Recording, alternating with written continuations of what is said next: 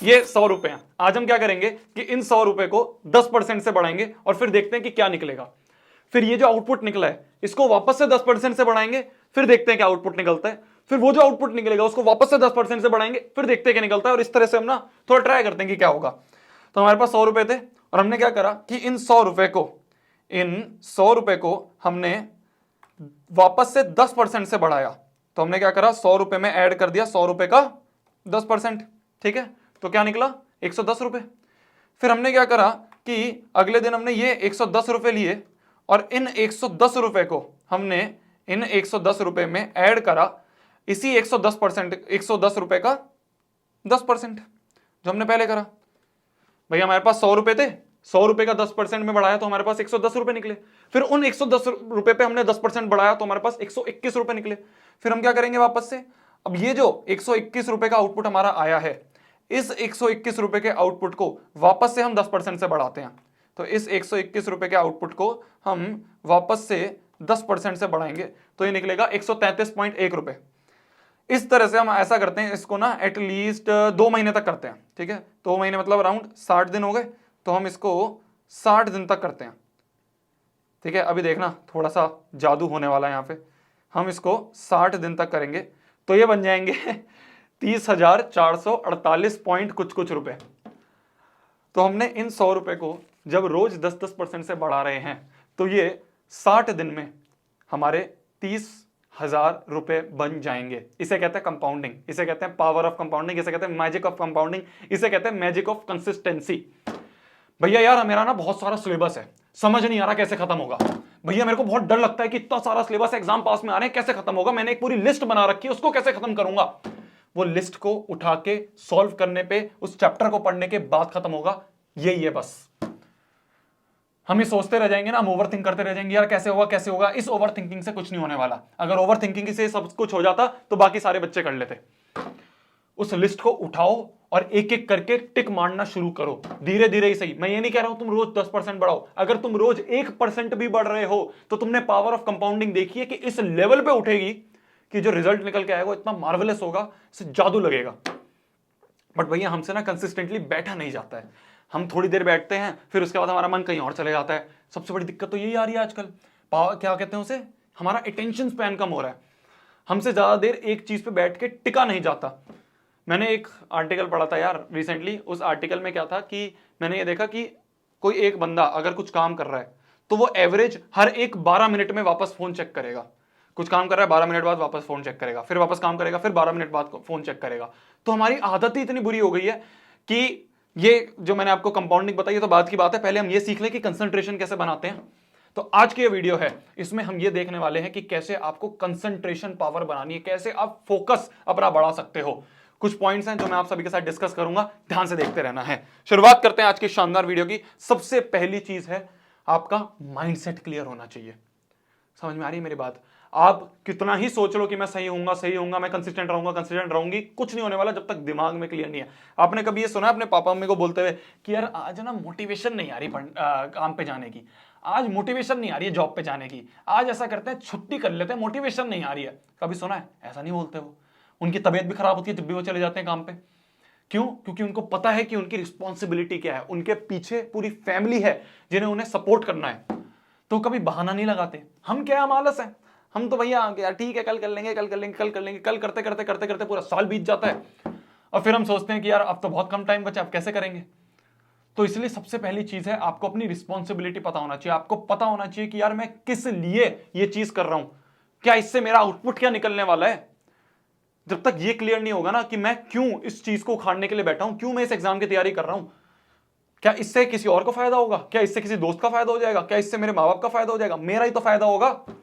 तो सबसे पहले माइंडसेट क्लियर होना चाहिए। ऐसा माहौल हो जाना चाहिए कि आप अपने आप ही सुबह उठ के पढ़ रहे हो, किसी और को नौबत ही ना पड़े आपको बोलने की कि पढ़ ले।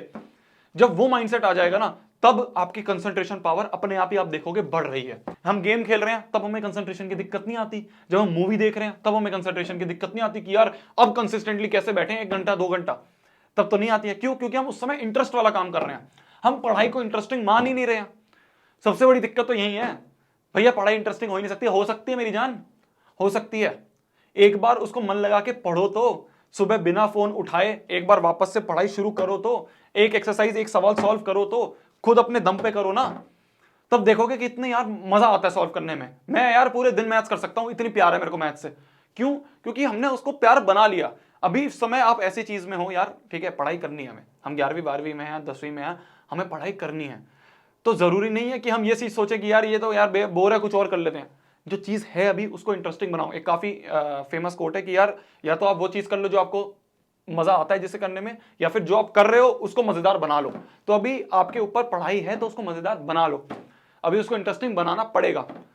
तो ये होता है सबसे पहली चीज, आपका माइंडसेट, माइंडसेट क्लियर होना चाहिए। सेकंड चीज पे अगर हम आए तो वो है आपका एनवायरमेंट, आपके आसपास। अगर आपके आसपास डिवाइस रखे होंगे, अगर आपके पास फोन लैपटॉप, भी मैंने बताया हर 12 मिनट में हम फोन चेक करेंगे, तो अगर आपके आसपास ये रखा होगा तो आप चेक करोगे। अगर ये आसपास होगा ही नहीं तो आप चेक किसे करोगे? तो एक कोना ऐसा ढूंढ लो अपने घर पे कहीं पे भी कि यार जहां पे ये आसपास की डिस्ट्रैक्शन ना हो। भैया पर हम लेक्चर्स तो इसी में देखते हैं, फिर क्या करें? लेक्चर्स आप इस पे देखते हो, सेल्फ स्टडी तो इस पे नहीं करनी होती। इसलिए मैं कहता हूं जब लेक्चर देखो तो साथ साथ में नोट्स बना लो, और वो नोट्स ऐसे होने चाहिए कि वो लेक्चर में आपको बाद में देखने की जरूरत ना पड़े। आपने एक बार नोट्स बना लिया, उसी में सब कुछ है, अब बाद में मेरे को लेक्चर देखने की जरूरत ना पड़े। तो जब हम सेल्फ स्टडी करेंगे तब हमारे पास सिर्फ और सिर्फ वो फिजिकल नोट्स होंगे, तो उसमें तो आप डिस्ट्रैक्ट नहीं होंगे।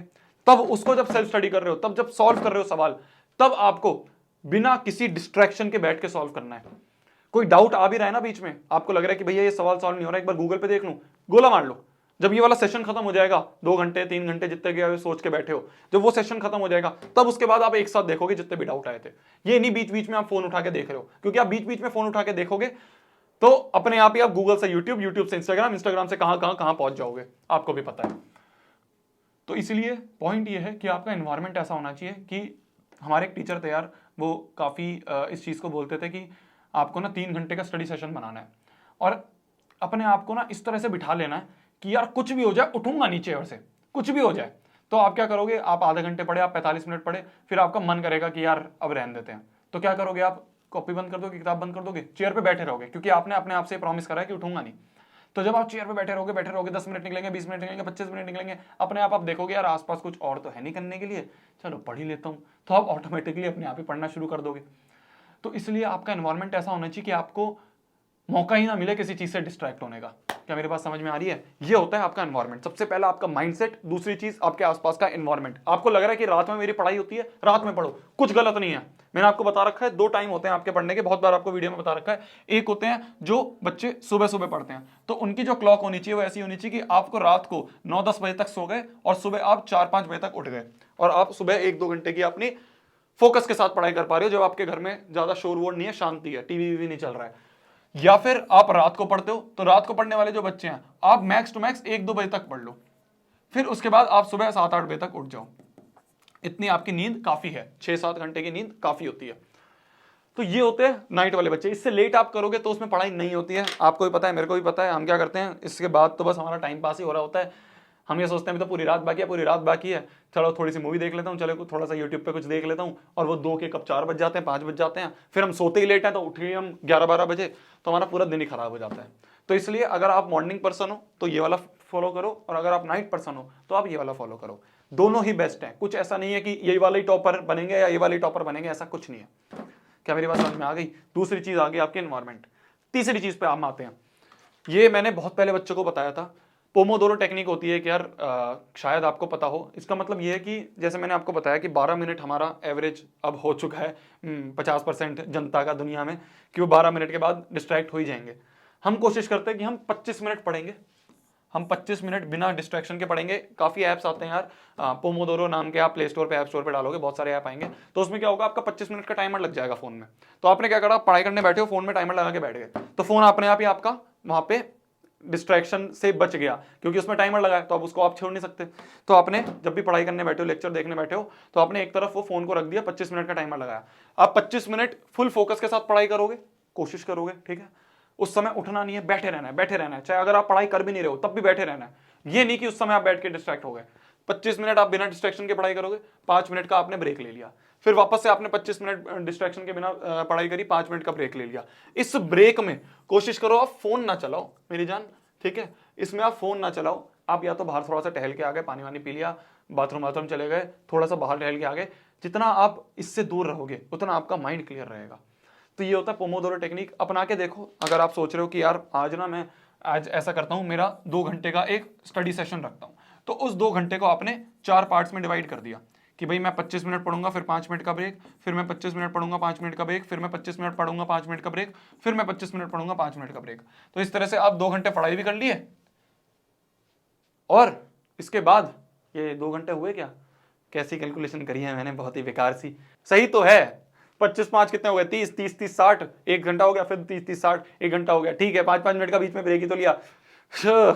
ठीक है, मेरे को लगा यार ये कैसे कैलकुलेशन करी है मैंने। ठीक है जी, तो आप फील समझ गए हो कि आपने पोमोडोरो टेक्निक अपनाई और आप जितने भी घंटे का सेशन बना रहे हो उसको 25-25 मिनट के स्लॉट में बांध दिया, फोन को साइड में रख दिया, उस ऐप को चला गया। ठीक है, मेरी बात समझ में आ रही है? आप कहते हो ना लेक्चर भैया मैं इस पे देखता हूं, तो आपका फोन साइड में रहता है, खाली रहता है, उसमें ये चला दिया। ठीक है जी, अगले आप पॉइंट पे आते हैं। अगला पॉइंट है सबसे इंपॉर्टेंट जो मैं हमेशा बार बार बोलता हूं कि आप सुबह उठते ही, हमारी क्या आदत हो गई है, हम सुबह उठते ही फोन चलाएंगे, हम बाथरूम में जा रहे हैं हमारे साथ में फोन होगा, हम टीवी देख रहे हैं हमारे साथ में फोन होगा, लोग टीवी चला लेते हैं साथ में फोन चला लेते हैं, वाह, फोन होगा, हम पढ़ाई कर रहे हैं उसके बाद हमारे साथ में फोन होगा, हम खाना खा रहे हैं हमारे साथ में फोन होगा। कोशिश ये करो कि हम डोपामीन की जगह थोड़ा सा मेडिटेशन की तरफ जा रहे हैं। मैं फिर बोल रहा हूं, मैं थोड़ा सा ऐसे बुड्ढों वाला साउंड कर रहा हूँ, पर जरूरी है। जब तक हमारा माइंड खाली नहीं होगा, हम जब तक हमारा माइंड साफ नहीं होगा ना, हम चीज़ों को अच्छे से नहीं कर पाएंगे। मेडिटेशन के लिए काफ़ी सारी चीज़ें होती हैं यार, काफ़ी ऐप्स आते हैं, काफ़ी वीडियोस हैं यूट्यूब पे जो आपको गाइडेड मेडिटेशन दे देती है। तो आपको क्या करना है, सुबह सुबह ईयरफोन लगाने के बाद वो आपको 10 मिनट 15 मिनट गाइडेड समझाते रहेंगे, बीच बीच में थोड़ी बहुत पक्षियों की आवाज़ आएगी, वो सब आएगा, तो आप 10 मिनट शांति से बैठ पाओगे। आप पूरे दिन में 10 मिनट भी निकाल पा रहे हो शांति से बैठने के लिए, बहुत बड़ी बात है। तो इसलिए हम वो डोपामीन हिट्स की जगह थोड़ा सा मेडिटेशन शुरू कर देंगे तो हम शायद कंसंट्रेशन की ओर जाएंगे अच्छे से। डोपामीन हिट्स में क्या होता है, हमने सुबह उठते ही फोन चला लिया, हमारा जो लेवल है वो इतना ऊपर हो गया, फिर उसके बाद हम सोचते हैं हम पढ़ाई कर लेंगे, नीचे वाले लेवल पे आएंगे, पर ऐसा हो नहीं पाता क्योंकि हमने पहले ही बहुत ऊपर लेवल पे पहुंच चुके हैं। तो इसे कहते हैं डोपामीन हिट्स। तो हम सुबह उठते ही बड़े डोपामीन हिट ले लेंगे तो हम थोड़ा सा पढ़ाई वाला जो काम है वो नहीं कर पाएंगे। तो इसलिए हम क्या करें, सुबह उठते ही फोन तो हमें उठाना ही नहीं है, हमारा फोन कभी भी हमारे साइड में होना ही नहीं चाहिए, हमारे बेड के साइड में अपना फोन होना ही नहीं चाहिए कि हम सुबह उठते ही हमें बहाना ही ना मिले कि हम फोन उठा रहे हैं। सुबह उठते ही आपका सबसे पहला काम होना चाहिए कि आप थोड़ा बहुत ब्रश जो भी आपका सुबह का काम होता है वो कर लिया और थोड़ा सा आपने 10 मिनट के एटलीस्ट मेडिटेशन शुरू कर दी। ये आपको बहुत फायदा देगी, बिलीव मी। आप देखोगे कि आपके अंदर चेंजेस आ रहे हैं। यही कुछ 4 चीजें मैंने आपको बताई। सबसे पहली माइंडसेट होती है आपकी कि आपके माइंड में क्लियर होना चाहिए कि आपका गोल क्या है। दूसरा होता है आपका एनवायरनमेंट आसपास का ऐसा होना चाहिए कि आपको बहाना ही ना मिले डिस्ट्रैक्ट होने का। तीसरा हो गया आपका पोमोडोरो टेक्निक, जितने भी घंटे को पढ़ना चाहते हो उसको स्मॉल स्टडी सेशन 25-25 मिनट के सेशंस में बना लिया, 5-5 मिनट का ब्रेक ले लिया। चौथी चीज मैंने आपको बताई कि आपको मेडिटेशन थोड़ा थोड़ा शुरू कर दो मेरी जान, मेरे कहने से। आप सही में मेरे को आके कमेंट करोगे कि यार भैया बहुत अच्छी चीज बताई है। ठीक है जी, ये सारी मैंने आपको चीजें बताई हैं। आप अगर कंसंट्रेशन से बैठ के पढ़ पा रहे हो, ठीक है, फिर आपके उसके बाद कंसिस्टेंसी होना बहुत आसान होती है। एक और पॉइंट है इसके बाद जो कि मैं आपको बताना चाहता हूं, वो है टाइमलाइन। देखो समझो बात को, आपने एक बार कंसंट्रेशन समझ ली, आपने एक बार कंसंट्रेशन से बैठना सीख लिया, अब इसके बाद आपको कंसिस्टेंट रहना है। तो कंसिस्टेंट रहने के लिए ना एक टाइमलाइन बना लो। कभी भी टाइम टेबल मत बनाओ, कुछ नहीं होता उससे, टाइमलाइन बनाओ। आप ये देख लो कि आपके पास कितने मंथ्स बचे हैं और आपके पास कितने चैप्टर्स बचे हैं। तो इससे आपको पता चल जाएगा कि आपको पर चैप्टर एक्स डेज है करने के लिए। तो हमारे दिमाग में पहले ही डर बैठ जाएगा कि यार मेरे पास ना पर चैप्टर मान लो 4 दिन है, तो अगर उन 4 दिनों में मैंने वो चैप्टर नहीं करा तो मेरे एग्जाम पास आ जाएंगे और ये चैप्टर कभी नहीं हो पाएगा। तो हमारे दिमाग में डर बैठा रहेगा। तो इसलिए वो टाइमलाइन अपने दिमाग में सेट होनी चाहिए। आपका दोस्त आ रहा है कि मूवी देखने चलें, आपको दिमाग में आ जाए यार इस चैप्टर के लिए अब 4 दिन थे, अगर इसके साथ चला गया तो सिर्फ 3 दिन बचेंगे और 3 दिन में हो नहीं पाएगा, तो आपके दिमाग में पहले ही सेट है, नहीं नहीं नहीं नहीं नहीं जाना।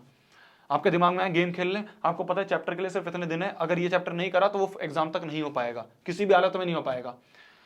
तो ये आपके दिमाग में टाइमलाइन सेट होना चाहिए, आपके दिमाग में डेडलाइन सेट होनी चाहिए कि 4 दिन है तो 4 दिन है, इसके बाद तो एग्जाम ही आ जाएंगे डायरेक्ट, और चैप्टर कब करूंगा।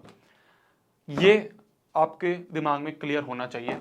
ये सारी चीजें थी जो मेरे को आप सभी को बतानी थी। आई होप आपको कुछ कुछ चीजें समझ में आई होगी। इसको अपनी लाइफ में इंप्लीमेंट करो, जो भी समझ में आ रहा है वो इंप्लीमेंट करो। आप देखोगे कि आपकी लाइफ में काफी चेंजेस आ रहे हैं। पढ़ाई मुश्किल नहीं है, पर आपको सही तरीके अगर आ जाएं तो बहुत आसान है करनी। तब तक के लिए वही पढ़ना है, फोड़ना है, कहर मचा देना, आग लगा देना। आई होप आपको आज की चीजें समझ में आई होंगी। कोई और चीज मेरी तरफ से चाहिए यार बिल्कुल कमेंट सेक्शन में बताओ। आपके लिए 24/7 हाजिर हैं हम। ठीक है, बाय बाय, टेक केयर, मिलते हैं अगली वीडियो में, बाय, जाओ पढ़ लो, बाय बाय, पढ़ लो।